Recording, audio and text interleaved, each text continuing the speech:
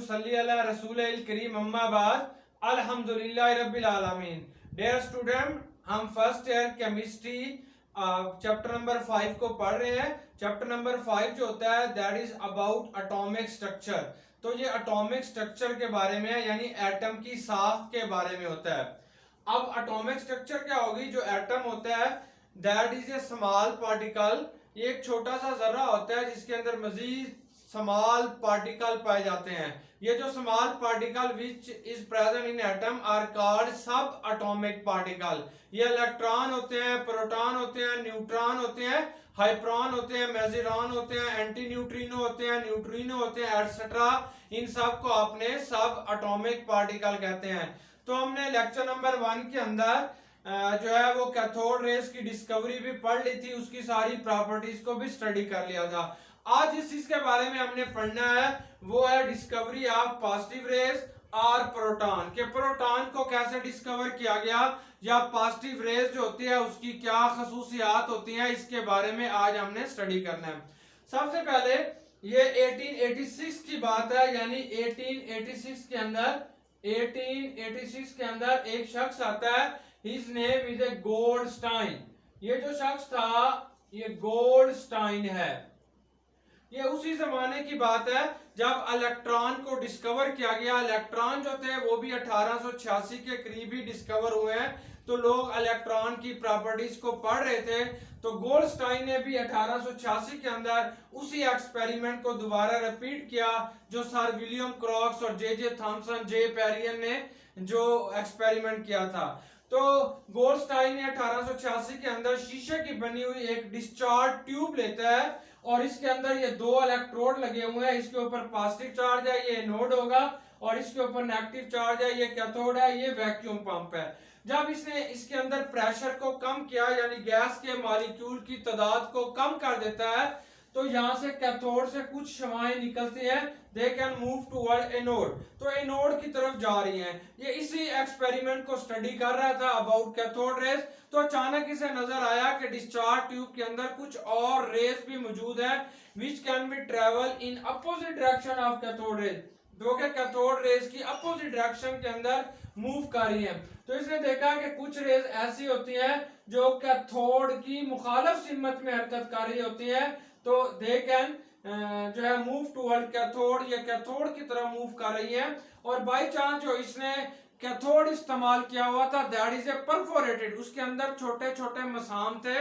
तो ये positive raise उन मसाम से गुजर के जाके फिर क्या डिस्चार्ज ट्यूब की वॉल के साथ टकराते थे, तो वहां पे ऐसे फ्लोरेसेंस चमक पैदा होती थी। He called them positive raise and anode rays. उस वक्त उसने इन्हें पॉजिटिव रेज और एनोड रेज का नाम दे दिया था।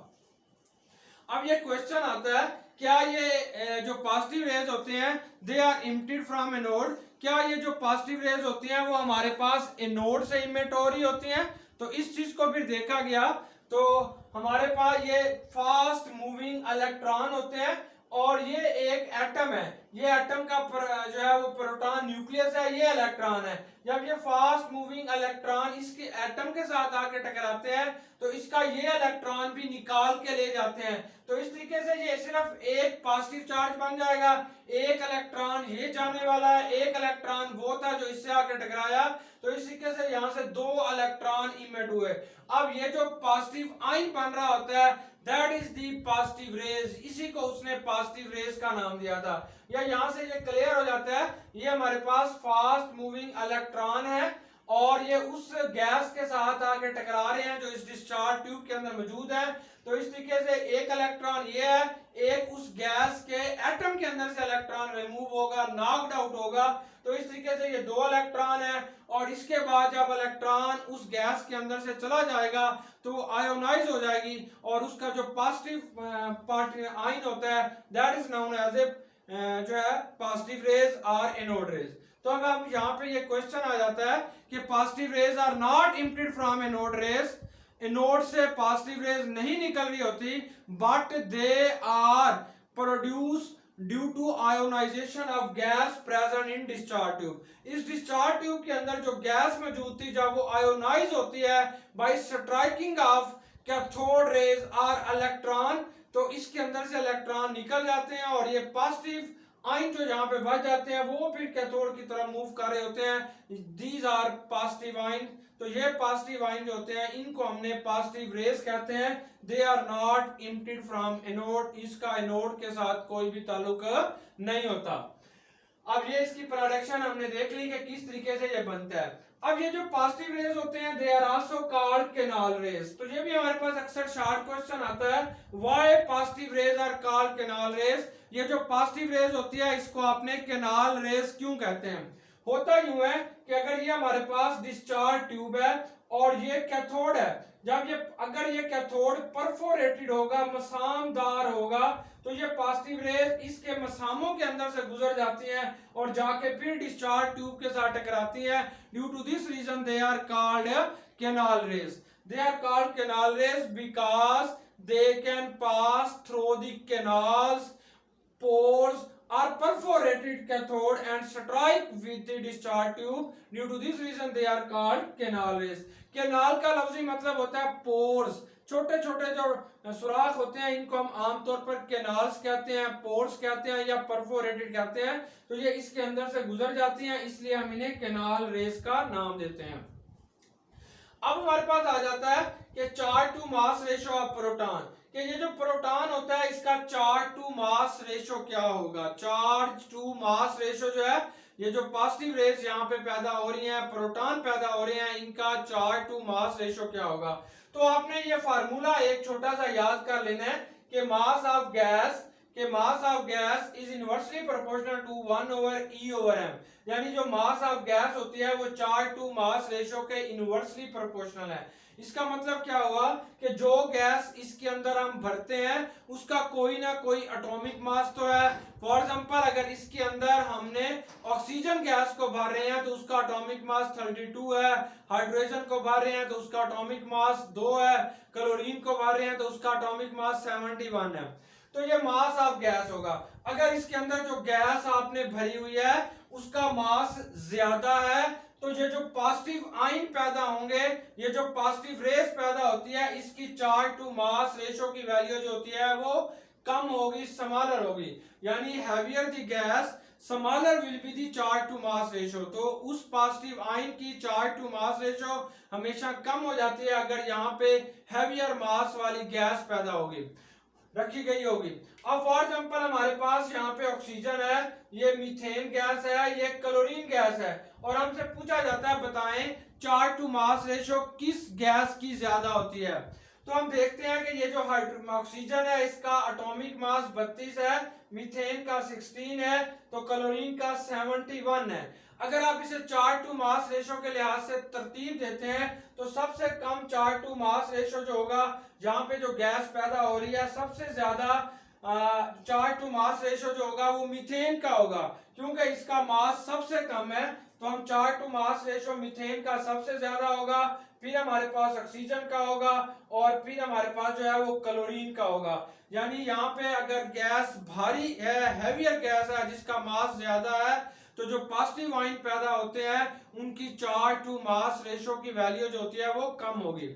अब हम ये भी जानते हैं कि चार्ज टू मास रेशो जो होता है वो पॉजिटिव रेज का depend upon the nature of gas present in discharge tube. अब for example charge to mass ratio, अगर आप इसके अंदर हाइड्रोजन गैस को फिल करते हैं, हाइड्रोजन गैस जो होती है, हाइड्रोजन के अंदर सिर्फ एक प्रोटॉन होता है और एक इलेक्ट्रॉन होता है। तो हाइड्रोजन हैज नो न्यूट्रॉन, इसके पास कोई न्यूट्रॉन नहीं है।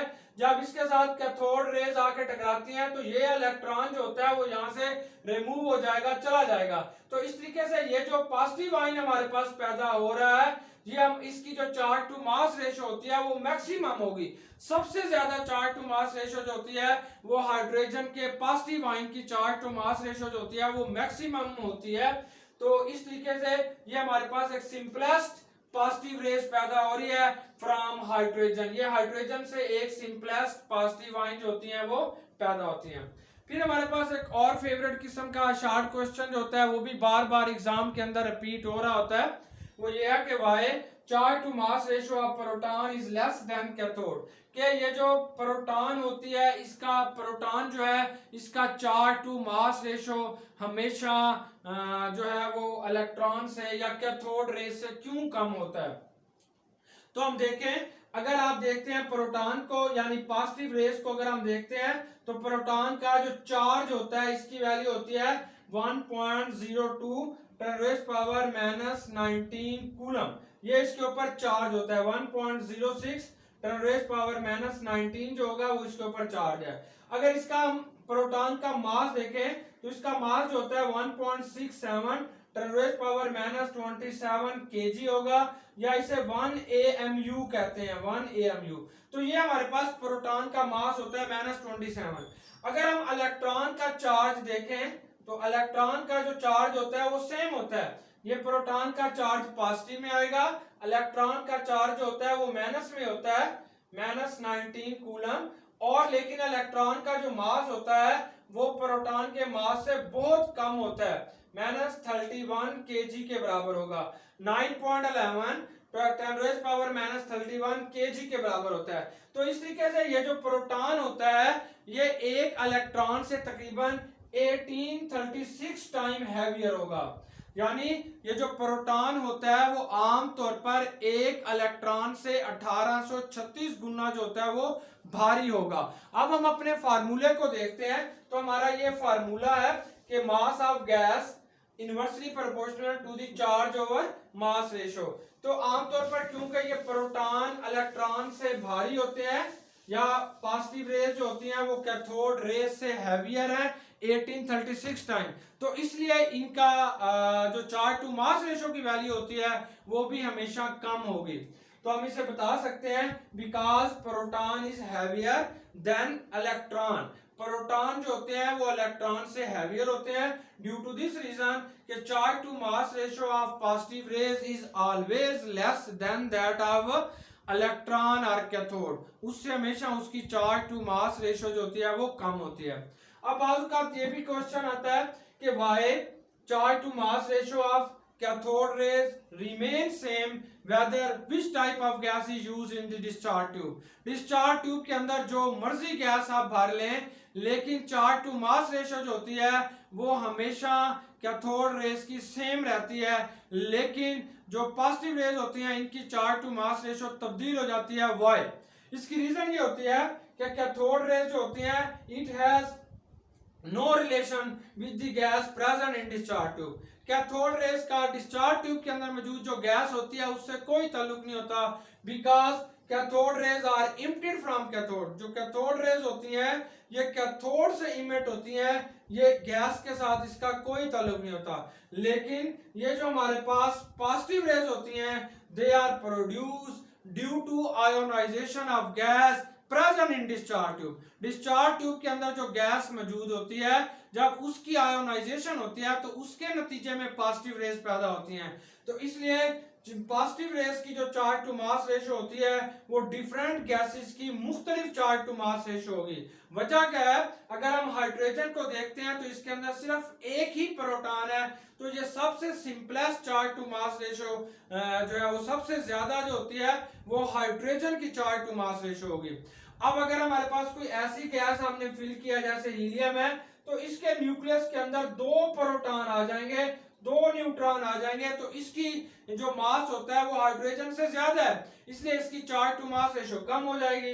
अगर आप इसके अंदर ऑक्सीजन को इस्तेमाल करते हैं तो ऑक्सीजन के हमारे पास 8 प्रोटॉन आएंगे और 8 ही इसके अंदर न्यूट्रॉन होंगे, तो इसलिए इनकी चार्ज टू मास रेशियो जो होती है वो और चेंज हो जाएगी और कम हो जाएगी। तो क्योंकि हर गैस के न्यूक्लियस के अंदर प्रोटॉन की तादाद मुख्तलिफ होती है इसलिए उनकी चार्ज टू मास रेशियो की वैल्यू जो होती है वो भी मुख्तलिफ आ रही है। लेकिन अगर किसी भी गैस के एटम के आपने चार्ज टू मास रेशियो मालूम करनी है तो हम हाइड्रोजन की जो वैल्यू होती है उसके साथ उसे सिंपली मल्टीप्लाई कर देते हैं, जितने उसके अंदर प्रोटॉन होते हैं तो उसकी चार्ज टू मास रेशियो की वैल्यू आ जाती है।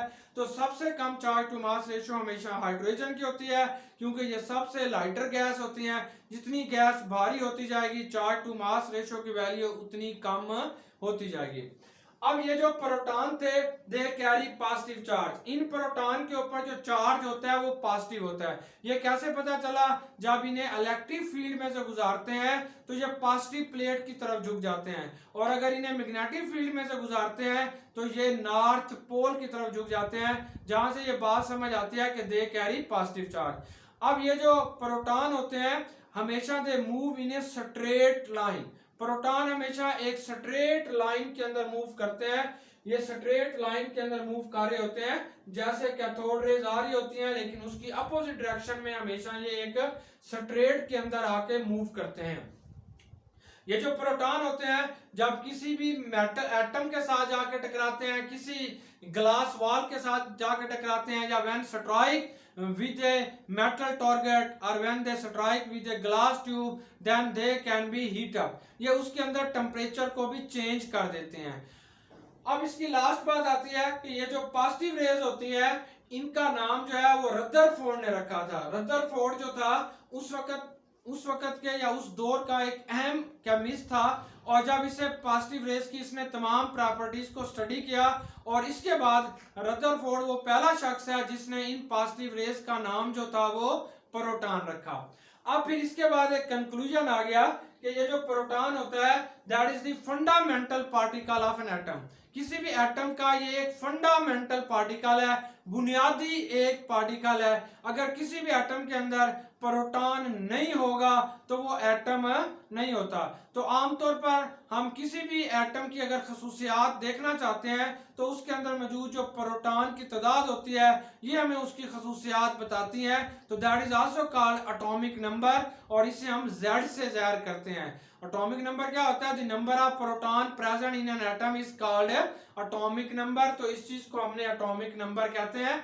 और हमेशा अब हम सोच रहे हैं कि हम इलेक्ट्रॉन की तादाद क्यों नहीं लेते, क्योंकि किसी भी एटम के अंदर से हम इलेक्ट्रॉन निकाल लेते हैं तो वो आयन बन जाता है, लेकिन प्रोटॉन हर एटम के अंदर फिक्स होते हैं, इनकी तादाद चेंज नहीं होती। अब अगर सोडियम है तो उसके अंदर 11 प्रोटॉन ही रहेंगे, अगर इसके अंदर 12 प्रोटॉन हो गए तो वो मैग्नीशियम हो जाएगा। लेकिन सोडियम से आप इलेक्ट्रॉन निकाल सकते हैं, जैसे सोडियम के अंदर 11 इलेक्ट्रॉन होते हैं, अगर एक इलेक्ट्रॉन निकालेंगे 10 बच जाएंगे। मैग्नीशियम के अंदर से आप 2 इलेक्ट्रॉन निकालेंगे तो बाकी 10 इलेक्ट्रॉन बच जाएंगे, लेकिन प्रोटॉन की तादाद जो होती है वो हमेशा सेम रहती है। उम्मीद है डियर स्टूडेंट कि आपको ये सारा टॉपिक जो है वो आज अच्छे तरीके से समझ आ गया होगा। वमा अलैना इल्लल बलाग।